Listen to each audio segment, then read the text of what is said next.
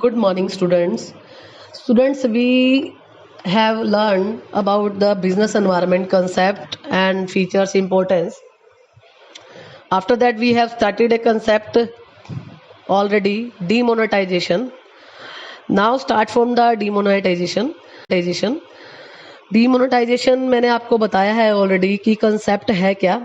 It is a situation in which the withdrawal of a particular form A currency from circulation से कोई particular currency जब बाहर हो जाती है, जब वो एक लीगल टेंडर नहीं रहती, उस सिचुएशन को डीमोनेटाइजेशन बोला जाता है.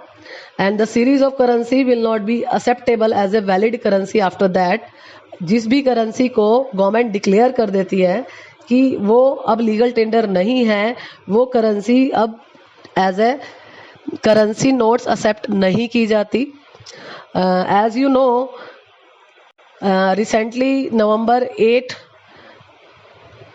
2016 में ऐसा हुआ है जिसमें 500 और 1000 के नोट्स को मिस्टर नरेंद्र मोदी, जो हमारे प्राइम मिनिस्टर हैं, उन्होंने क्या किया था, क्लोज कर दिया था, कैंसिल कर दिया था, यानी कि उन नोट्स को बैन कर दिया था. ठीक है, that is the situation of demonetization. Demonetization एक ऐसी सिचुएशन में है जिसमें एक पर्टिकुलर करेंसी नोट्स को एज ए लीगल टेंडर जो है कैंसिल कर दिया जाता है by government. Now let's see what happened in demonetization. Exactly हुआ क्या. On 8th November 2016, Government of India had announced that the from today onward, rupee 500 and 1000 note rupee will not be as a legal tender. इसका मतलब यह है कि 500 और 1000 के note जो है अब हर कोई भी एक्सेप्ट नहीं करेगा, क्योंकि गवर्नमेंट ने उसको रिजेक्ट कर दिया है as a currency.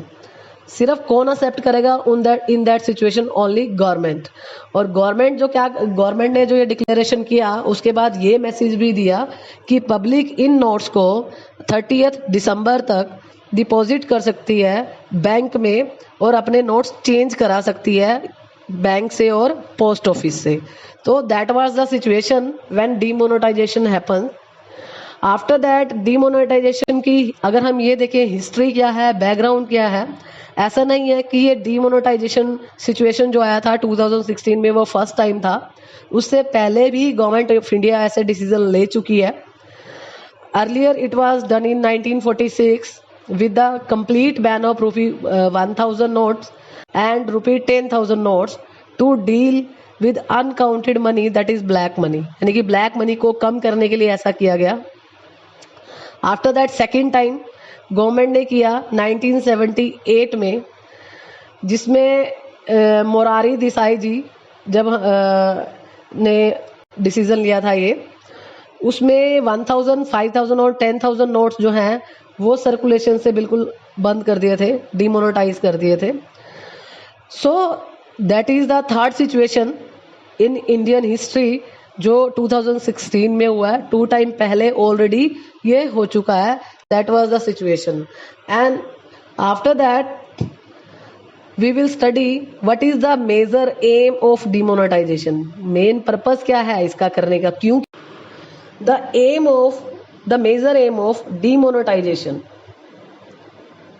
is all over India को एक cashless society banana. Because after demonetisation circulation में जो लोगों के पास जो है कैश बहुत कम हो गया था ऑटोमेटिकली, क्योंकि उनको अपने पुराने नोट्स बैंक में डिपॉजिट करने के लिए कह दिया था. उसके बाद लोगों के पास जब कैश नहीं था but they have bank balance, they started transaction through online, जिसमें बहुत सारी फैसिलिटीज बढ़ी. आप सबने देखा ई वॉलेट फैसिलिटीज बहुत ज़्यादा बढ़ गई, पेटीएम फैसिलिटीज का यूज़ बहुत ज़्यादा बढ़ गया, कार्ड स्वाइप करना, ऑनलाइन पे करना, सारा बिजनेस जो है ऑनलाइन होने लग गया. ज़्यादा ट्रांजैक्शन आप देखोगे प्रेजेंट टाइम में हम ज़्यादा ऑनलाइन करते हैं कंपैरेटिवली कैश की. All over major main purpose था इंडिया को कैशलेस सोसाइटी बनाना. That was the main purpose of demonetization. After that there are so many purpose और कॉजेज ऑफ डिमोनेटाइजेशन. वो कॉजेज और पर्पस क्या थे जिसके लिए हमने डीमोनेटाइजेशन किया. So the causes behind the demonetization in economy were as follow. First, we want to reduce the black marketing in our country, कि लोगों के पास जो ब्लैक मनी पड़ा है वो बाहर आए. सो दैट सेकेंडली, करप्शन को कम करने के लिए ऐसा किया गया.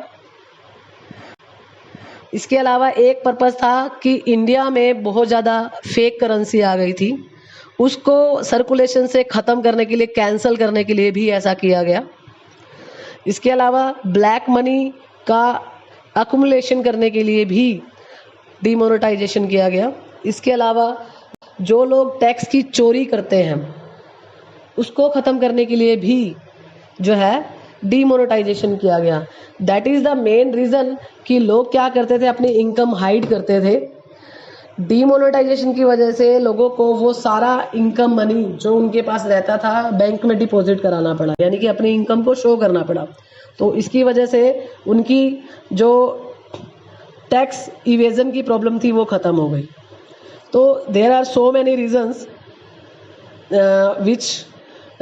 which push the demonetization to the government, and but ऐसा नहीं है कि जो रीजंस थे वो सारे रीजंस ख़त्म हो गए हैं.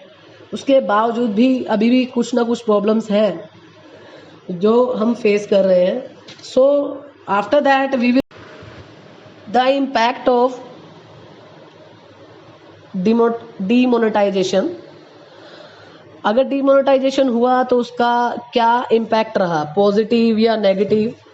अगर हम बात करें, सबसे पहले बात करते हैं मनी एंड इंटरेस्ट रेट्स की. देखो, डीमोनेटाइजेशन से हमारी ट्रांजैक्शंस जो है कैश वाली पहले से काफ़ी कम हो गई, यानी कि हमारा पैसा ज़्यादा बैंक्स में चला गया. इसके अलावा बैंक डिपॉजिट्स बढ़ गए और लोगों की जो सेविंग्स थी वो भी बढ़ गई. इसके अलावा प्राइवेट वेल्थ पे क्या इम्पैक्ट पड़ा, टू आप ये कह सकते हो decline since some high demonetization notes were not return, and real estate के प्राइजेस भी पहले से काफ़ी कम हो गए. So after that public sector की वेल्थ पे, प्रॉपर्टी पे कोई इम्पैक्ट नहीं पड़ा डीमोनेटाइजेशन की वजह से. इसके अलावा डिजिटलाइजेशन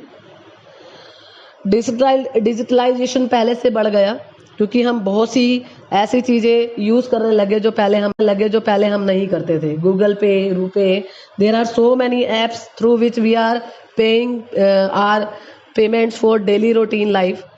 एंड रियल एस्टेट्स के प्राइजेस पहले से कम हो गए. एंड टैक्स कलेक्शन गवर्नमेंट की पहले से बढ़ गई, क्योंकि लोगों ने अपना इनकम जो छुपाया हुआ था वो शो कर दिया. So these are the impacts of demonetization. So after that we will do the next topic, that is economic reforms, in next class. So students, do this topic demonetization with very attentively, because this topic has chance to appear in the final exam. So do it well. Thank you so much.